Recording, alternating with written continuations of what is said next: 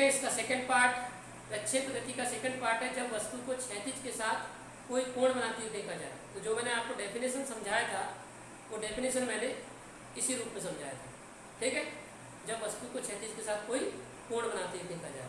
Clear that? तो देखते हैं इसको, ये भी इंपॉर्टेंट है दूसरा पार्ट भी।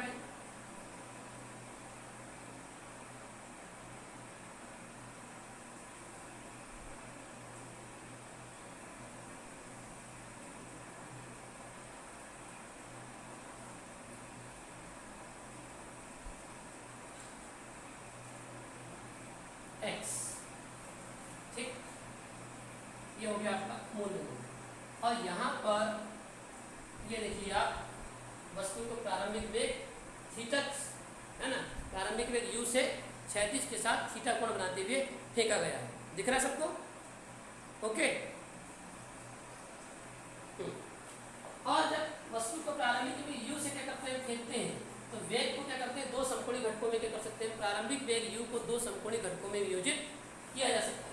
प्रारंभिक वेग u को दो समकोणीय घटकों में वियोजित किया जा सकता है, ठीक, एक क्षैतिज घटक और एक ऊर्ध्वाधर घटक, है ना। किसी भी सदिश राशि को दो घटकों में बांटने का तरीका कैसा होता है, जैसे आपको बताया गया है पहले, ये आपके पास में एक वेक्टर है a, है ना, सदिश राशि है, और यहाँ कोण बना है थीटा, और इसके दो समकोणीय घटक हो गए। समकोणीय का मतलब होता है लंबवत। तो मुझे बताइए इस तरफ वाला घटक क्या कहलाएगा, क्या कहलाएगा, बोलो, मैंने बताया था जिस ओर कोण बनेगा वाला घटक क्या कहलाएगा, हाँ, नहीं आ रहा यार, a cos theta, cos theta sin theta नहीं, जिस ओर एंगल बनेगा वो घटक cos थीटा, जिस ओर एंगल नहीं बनेगा वो घटक क्या होगा, sin थीटा होगा। समझ गए? यस और नो? तो किसी भी सदिश राशि को जब दो समकोणीय घटकों में बांटा जाता है तो जिस ओर एंगल बनता है, जिस ओर कोण बनता है वो वाला घटक cos होता है, जिस ओर कोण नहीं बनता वाला घटक क्या होता है, sin होता है। तो वैसे यहाँ पर भी इस सदिश राशि u को, क्योंकि u वेग है, प्रारंभिक वेग है, प्रारंभिक वेग सदिश है तो सदिश राशि है, और सदिश राशि है तो इसको क्या करेंगे, हम दो समकोणीय घटकों में बांटेंगे। जब समकोणीय घटकों में बांटेंगे तो एक घटक इस तरफ लेंगे आप, जिसको हम ux नाम देंगे, और एक घटक इस तरफ लेंगे जिसको आप क्या नाम देंगे, uy नाम देंगे। यस, होगा कि नहीं होगा? और ये वाला घटक क्या कहलाएगा बताइए अब, बोलो, जब आप u को दो समकोणीय घटकों में बांट रहे हो और इस तरफ कोण बन रहा है, u के इस तरफ कोण बन रहा है, तो ये वाला घटक क्या कहलाएगा, बोलिए, क्या कहलाएगा? तो मैं चर्चा कर रहा था कि वेग u को कितने घटकों में बांट दिया आपने, दो घटक, कौन कौन से, ux और uy। तो मुझे बताइए ux बराबर क्या होगा, बोलो। अरे उदाहरण दे दिया मैंने आपको, अगर ये वेक्टर a है, इस तरफ कोण बना है तो ये घटक a cos थीटा कहलाता है। यहाँ पर ये u है, u को दो समकोणीय घटकों में बांट रहे हो, इस तरफ कोण बना है और इस तरफ कोण बना मतलब x वाला घटक है, तो ये क्या कहलाएगा, ux is equal to u cos theta कहलाएगा। जाहिर सी बात है, इसमें इतना सोचने की क्या जरूरत है, जब ये उदाहरण दे के हो चुका है। पर जिधर कोण बनता है वो घटक cos है, यहाँ a था तो a cos थीटा, यहाँ u है तो u cos थीटा होगा, सीधी सी बात है। तो ux इज इक्वल टू हो जाएगा u cos थीटा, होगा कि नहीं होगा? और वैसे ये uy इज इक्वल टू क्या होगा, u sin theta, very simple, ठीक। और एक चित्र में और थोड़ी सी बातें बता देते हैं कि मान के चलते कि हमारे पास समय t है और t समय में वस्तु यहाँ से गति करते हुए यहाँ पहुँचती है, तो उस समय उसके द्वारा जो क्षैतिज विस्थापन होगा वो x हो जाएगा और ऊर्ध्वाधर विस्थापन जो होगा वो y हो जाएगा। ये भी हम थोड़ी सी बात यहाँ पर चित्र के माध्यम से बता देते हैं।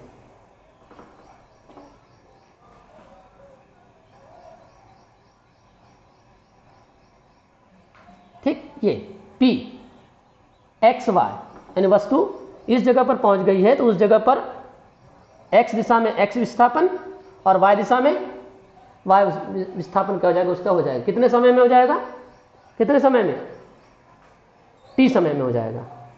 क्लियर दैट, यस और नो। तो डायग्राम में जो चीजें लिखी हुई है। अच्छा, फिर एक और चीज की पूरी गति के दौरान जो वेग का जो क्षैतिज घटक है उस पर गुरुत्व का कोई प्रभाव नहीं पड़ेगा।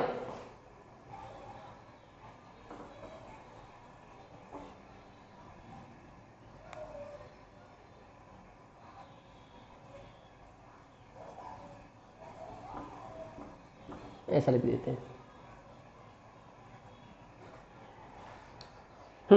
शुरुआत करते हैं। चलो, थ्योरी आपकी रहेगी, क्योंकि मैं थ्योरी यहाँ पर कुछ नहीं लिख रहा हूँ, बड़ी थ्योरी है, लंबी थ्योरी है, इसलिए मैं यहाँ पर लिख नहीं रहा हूँ, आपको बोल करके तो बता रहा हूँ।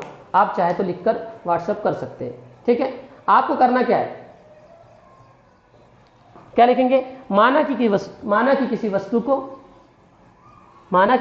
को प्रारंभिक वेग u से क्षैतिज के साथ थीटा कोण बनाते हुए फेंका जाता है। जो आपकी हेडिंग डली है वही तो हेडिंग डली है, जब वस्तु को क्षैतिज के साथ कोई कोण बनाते हुए फेंका जाए, तो वही लिख रहे हैं। माना कि किसी वस्तु को प्रारंभिक वेग u से क्षैतिज के साथ थीटा कोण बनाते हुए फेंका जाता है,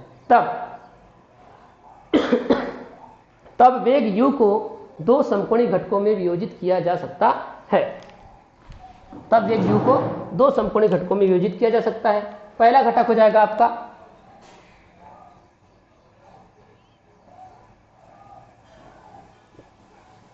क्षैतिज घटक ux इज इक्वल टू क्या होगा, u cos थीटा। ये क्षैतिज घटक है क्योंकि x दिशा में है। और दूसरा घटक क्या होगा, ऊर्ध्वाधर घटक uy, और uy जो होगा किस दिशा में होगा, किस दिशा में, y दिशा में, तो u sin थीटा हो जाएगा, ठीक है। अब यहां पर इसके बाद में थोड़ी सी लाइन लिखते हैं कि क्षैतिज घटक पर गुरुत्व का कोई प्रभाव नहीं पड़ता। और ये मैं कल से भी बता दिया, आज भी मैंने आपको बताया इसके पहले वाले डेरिवेशन में कि क्षैतिज घटक पर गुरुत्व का कोई प्रभाव नहीं पड़ता। इसलिए संपूर्ण गति के दौरान u cos थीटा जो है उसमें कोई परिवर्तन आएगा क्या, एक समान बना रहेगा। समझ में आई बात। हर बिंदु पर, इस बिंदु पर, इस बिंदु पर, इस बिंदु पर, इस बिंदु पर, सब बिंदु पर जो होगा वो जो क्षैतिज घटक होगा ux वो कैसा रहेगा, एक समान रहेगा, ठीक है। और एक समान रहेगा तो सीधी सी बात है x दिशा में त्वरण का मान क्या हो जाएगा, शून्य हो जाएगा, ठीक। बात समझ में आ रही है। लेकिन जो ऊर्ध्वाधर घटक है, ये वाला घटक u sin थीटा, उस पर क्या होता है, गुरुत्व का प्रभाव पड़ता है। क्यों, क्योंकि गुरुत्व सदैव क्या होता है, नीचे की ओर कार्य करता है।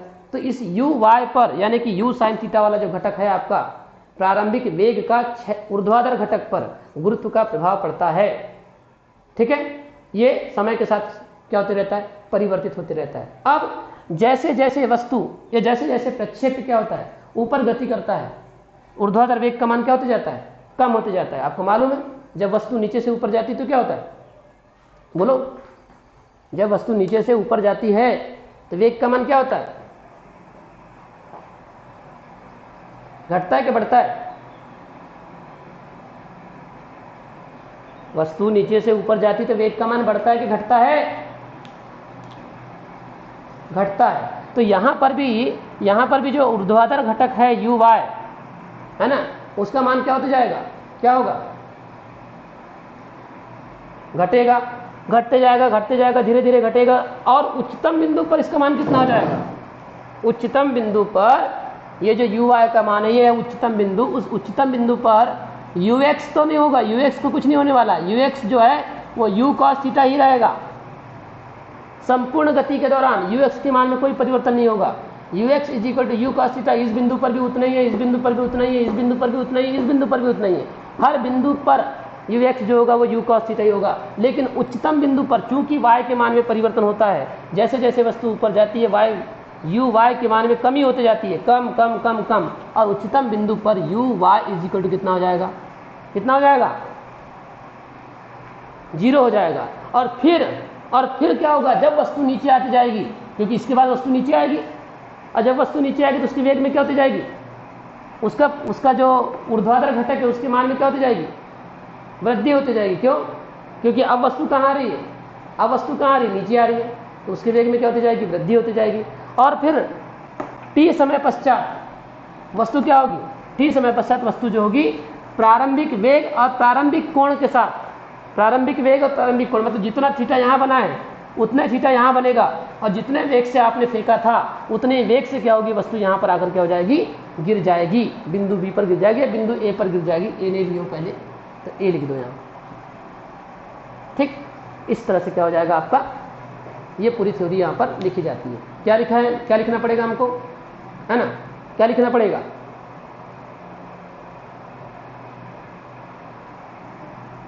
शुरुआत से बता रहा हूँ, ये आपको लिखना है, मेरे को व्हाट्सएप पर लिख कर भेजोगे, क्योंकि ये बहुत सारे लोग नहीं लिख पाते हैं, है ना, क्योंकि ये डेरिवेशन अभी हो तो नहीं पाएगा, लेकिन आपको थ्योरी का नॉलेज आपका बन जाना चाहिए। यहाँ पर क्या लिखेंगे बताओ, देखो, माना कि किसी वस्तु को, यही लाइन लिखना है। अब मैं फिर से बोल रहा हूँ, माना कि किसी वस्तु को प्रारंभिक वेग u से, माना कि किसी वस्तु को प्रारंभिक वेग u से क्षैतिज के साथ थीटा कोण बनाते हुए फेंका जाता है, तब प्रारंभिक वेग u को दो समकोणिक घटकों में वियोजित किया जा सकता है। पहला क्षैतिज घटक ux is equal to u cos theta, और दूसरा ऊर्ध्वाधर घटक uy is equal to u sine theta. Clear? इसके बाद बोलेंगे कि जैसा बोल रहा हूँ वैसे लिखना, क्षैतिज घटक पर गुरुत्व का कोई प्रभाव नहीं पड़ता, क्षैतिज घटक पर गुरुत्व का कोई प्रभाव नहीं पड़ता, अतः संपूर्ण गति के दौरान, क्षैतिज घटक पर गुरुत्व का कोई प्रभाव नहीं पड़ता, अतः संपूर्ण गति के दौरान u cos थीटा एक समान u cos थीटा एक समान बना रहता है। क्षैतिज घटक पर गुरुत्व का कोई प्रभाव नहीं पड़ता, अतः संपूर्ण गति के दौरान u cos थीटा जो है वो एक समान बना रहता है, ठीक है। परंतु ऊर्ध्वाधर घटक पर गुरुत्व का प्रभाव पड़ता है, जैसे जैसे वस्तु ऊपर जाती है ऊर्ध्वाधर घटक u sin थीटा का मान क्या होते जाता है, कम होते जाता है, और उच्चतम बिंदु पर ऊर्ध्वाधर घटक क्या हो जाता है, कैसा हो जाता है, कैसा हो जाए, शून्य हो जाता है, ठीक है। उच्चतम बिंदु पर ऊर्ध्वाधर घटक क्या हो जाता है, शून्य हो जाता है।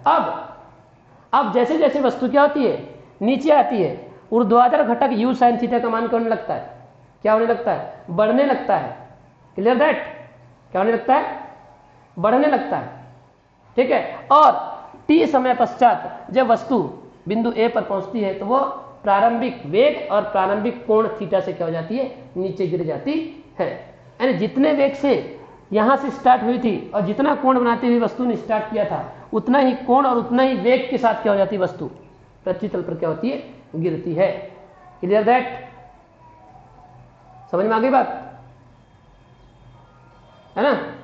इतना लिखना है। और फिर इसके बाद में वो चालू हो जाएगा कौन सा, कि क्षैतिज दिशा में गति के लिए, ऊर्ध्वाधर दिशा में गति के लिए। यहां पर हम इसको अभी रोक रहे हैं क्योंकि, चलिए, good morning all of you. तो कल आप लोगों ने देख लिया था, जब प्रक्षेप को क्षैतिज के साथ कोई कोण बनाते हुए फेंका जाए तो इसकी जो थ्योरी थी, हिंदी वाला जो भाग था, है ना, जो लिखते हैं हम शुरुआत में चित्र के बाद, माना कि ऐसा है कहके, वो आपका हो चुका था। क्लियर? और बहुत सारे लोगों ने ग्रुप में भेजा भी, बहुत सारे लोगों ने नहीं भी भेजा, उन्होंने पढ़ लिया होगा, ठीक है। तो हमने वो वाला भाग क्या कर दिया था, खत्म कर दिया था। अब यहाँ पर जो डेरिवेशन स्टार्ट होता है वो हम देखते हैं। यस और नो? ओके, चलिए तो आगे बढ़े।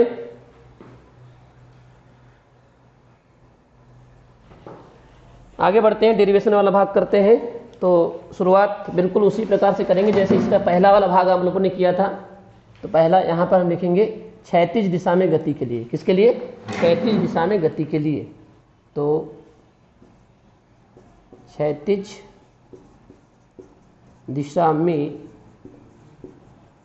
गति के लिए, क्षैतिज दिशा में जब मैं शब्द बोल रहा हूं, एक मिनट, किसी का कॉल आ गया है ना। क्षैतिज दिशा में गति के लिए मैंने लिखा हूं, तो उसमें बताइए कौन सा घटक लेना चाहिए, x के बाद? बोलिए, x घटक लेना चाहिए कि y घटक लेना चाहिए? एक्स घटक लेना चाहिए। क्लियर दैट एक्स घटक ही होगा। ओके, कैमरे में कुछ आ गया लगता है, 1 minute.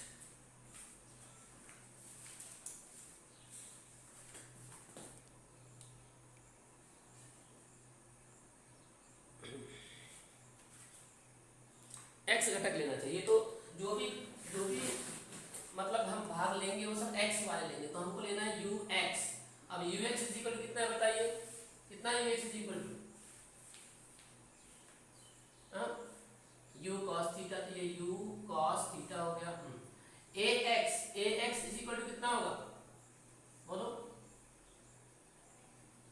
A x is equal to, derivation कर चुके हो आपने भाई, क्षैतिज दिशा में 0 होगा। क्यों? क्योंकि वेग में कोई परिवर्तन होता है कि क्षैतिज दिशा में नहीं होता। जब वेग में परिवर्तन नहीं होगा तो त्वरण होगा क्या? नहीं होगा, है ना।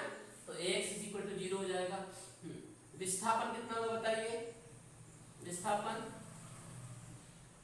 कितना है x, विस्थापन x, और कितने समय में है, कितने समय में है, t समय में।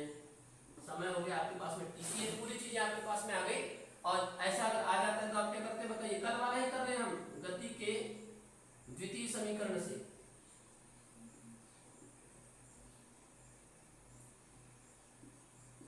गति के द्वितीय समीकरण से, गति के द्वितीय समीकरण से क्या होगा बोलिए।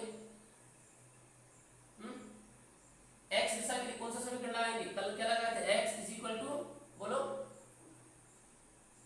You x t plus half a x t का स्क्वायर। क्लियर दैट, ये लगाया था कि कल बोलिए,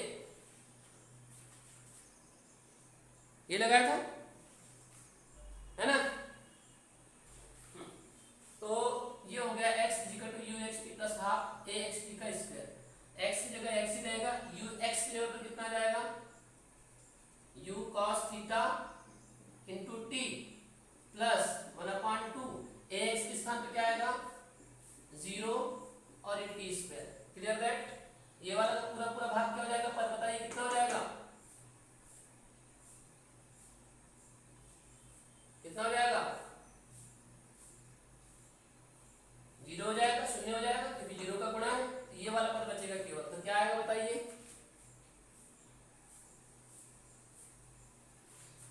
x is equal to u cos theta into T.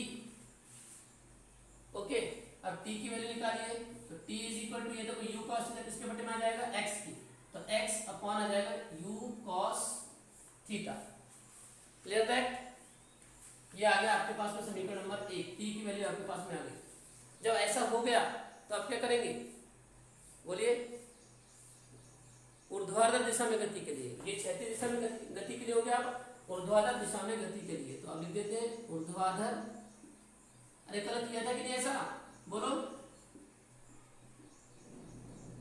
कल आपके पास में t is equal to x upon u आया था, आज t is equal to x upon u cos theta आया। बस अंतर इतना ही तो है, कल और आज वाले में कोई अंतर नहीं, केवल चित्र में और जो थ्योरी लिखते हैं उसमें बड़ा अंतर है, बाकी ये तरीका पूरा सेम है ऊर्ध्वाधर दिशा में गति के लिए। तो एक बार अगर अच्छे से पढ़ते हो तो बहुत आसानी से बन जाएगा। अच्छा, ऊर्ध्वाधर दिशा में गति के लिए अब कौन सा घटक लेंगे, यू एक्स वाला कि वाई वाला, वाई वाला, है ना। वाई वाला लेंगे तो क्या होगा बताइए, u y, u y, u y कितना बताइए, यू वाई बिल्कुल यू साइन थीटा है। ओके, अच्छा ए वाई, अब ये बताइए ए वाई की बात कर रहे हैं, वाई दिशा में त्वरण क्या लिया जाएगा, क्या लिया जाएगा, ए वाई जी, हाँ 0 क्यों, वाई दिशा में गुरुत्व का प्रभाव पड़ता है और त्वरण उत्पन्न होता है जी, लेकिन यहां पर जी नहीं लेंगे, माइनस जी लेंगे। क्यों? क्योंकि इस पॉइंट पी की यदि हम बात करें, माइक बंद करो, माइक बंद करो, अरे माइक किसका ऑन है, ओके। तो अगर इस बिंदु P की बात करें तो भाई T समय में बिंदु P यहाँ पर, तो आप यहाँ से यहाँ जा रहे हैं तो नीचे से ऊपर जा रहे हैं कि ऊपर से नीचे आ रहे हैं बताओ बोलिए, नीचे से ऊपर जा रहे हो बिंदु P के लिए, तो बताइए जी लेंगे कि माइनस जी लेंगे? माइनस जी लेंगे। क्यों? क्योंकि नीचे से ऊपर जाने पर वेग में क्या होती है? कमी होती है ना? नीचे से ऊपर जाने पर वेग में क्या होती है? कमी होती है। कमी होती है तो क्या होगा? ऋणात्मक त्वरण यानी माइनस जी लिया जाएगा। यस। विस्थापन t समय में विस्थापन कितना है बताइए? t समय में विस्थापन कितना है y दिशा में? y है, तो y आ जाएगा यहाँ पर। और समय कितना है आपको बताइए? समय तो t ही है। Clear that? ओके। और अगर ऐसा हो गया तो गति के कौन से, गति के द्वितीय समीकरण से फिर से देखते हैं। द्वितीय समीकरण से, ओके। गति का दूसरा समीकरण किस दिशा में? ऊर्ध्वाधर दिशा में, मतलब y दिशा में। तो क्या आएगा? y is equal to u y t plus half a y t का स्क्वायर। Clear that? यस और no? y is equal to u y की वैल्यू, यू वाई की value u sine theta into t. अब देखो ये जो ए Y है, ए Y की वैल्यू कितनी है? कितनी है? माइनस जी। इस ए वाई का मान माइनस जी रखेंगे तो ये माइनस जी क्या करेगा? इस प्लस को क्या कर देगा? माइनस कर देगा। यस और नो? ओके। तो ए वाई का मान माइनस जी रखेंगे तो ये प्लस वाला माइनस हो जाएगा। 1/2 ए वाई की वैल्यू तो माइनस जी रखे थे तो माइनस यहाँ आ गया, जी आ गया ये, और t square. y is equal to u sine theta into T.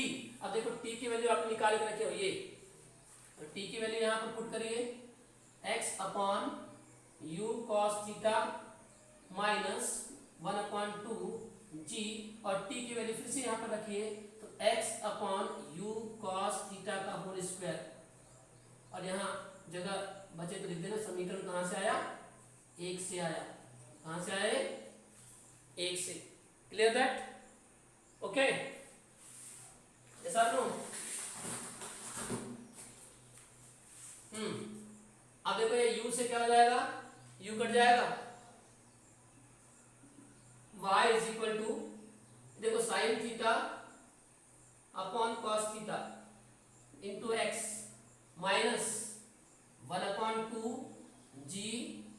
ये देखो स्क्वायर एक्स पर भी लगेगा और अपॉन में भी जो उस पर भी लगेगा, तो क्या होगा? एक्स का स्क्वायर और upon you square cos square theta. Clear that? हाँ, साइन अपॉन कॉस क्या होता है बताइए? क्या होता है? तो ये हो जाएगा tan theta into x minus, देखो इसको मैं ऐसा लिख रहा हूँ, जी ऊपर लिख रहा हूँ, अपॉन में देखो जी ऊपर 1 इंटू जी, और ये 2u square cos square theta लिख दिया और इंटू कर दिया एक्स स्क्वायर कर दिया। कोई दिक्कत है किसी को? है क्या? नहीं है? चलिए, अगर नहीं है तो फिर इतना स्क्रीनशॉट लीजिए जल्दी से।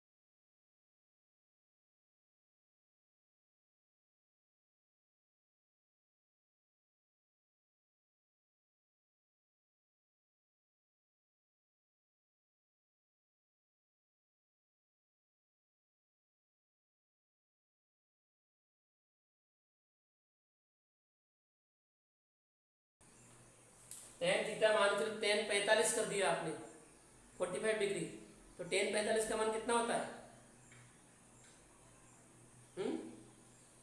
1 होता है। मतलब एक जो है वो नियतांक है क्या? नियतांक नहीं है, है नियतांक।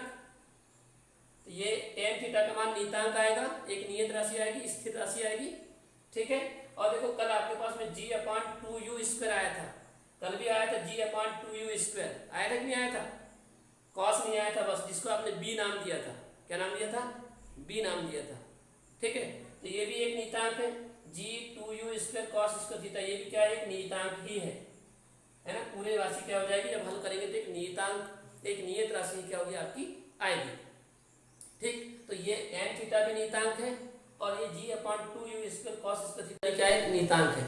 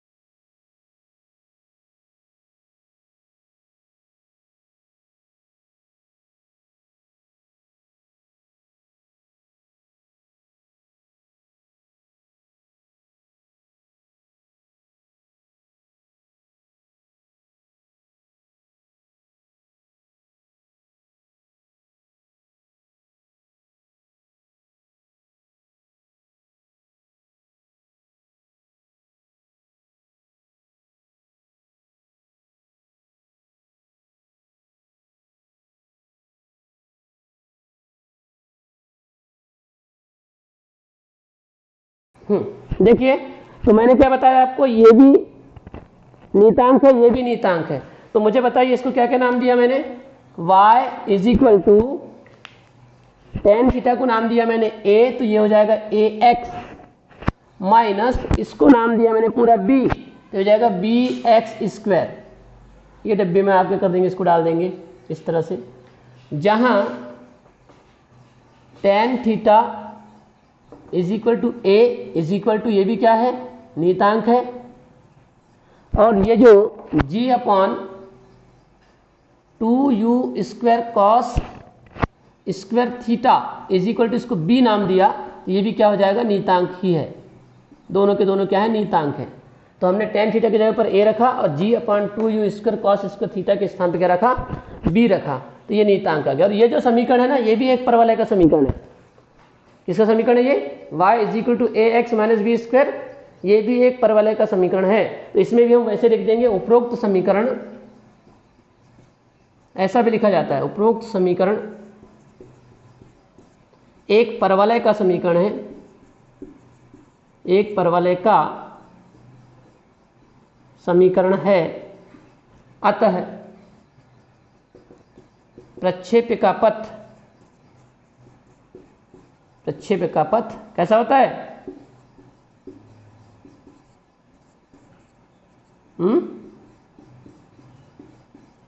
प्रक्षेप्य का पथ परवलयाकार होता है। Clear that? तो ये हो गए आपके दोनों क्वेश्चन। दोनों क्वेश्चन में कंडीशन के अनुसार आपको क्या करना है, बनाना है।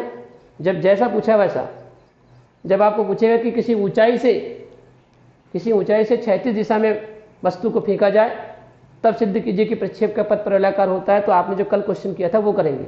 और अगर आपको ये आता है कि किसी वस्तु को प्रारंभिक वेग से क्षैतिज के साथ कोई कोण बनाते हुए फेंका जाए तो सिद्ध कीजिए कि प्रक्षेप का पथ प्रलयाकार होता है, तो आपको आज जो मैंने समझाया, कल इसका आधा कराए थे और ये आज, ठीक है। तो इस तरह से आपको करना है। Clear that? कोई डाउट है किसी को? बोलिए। चलिए ठीक, तो आगे बढ़ते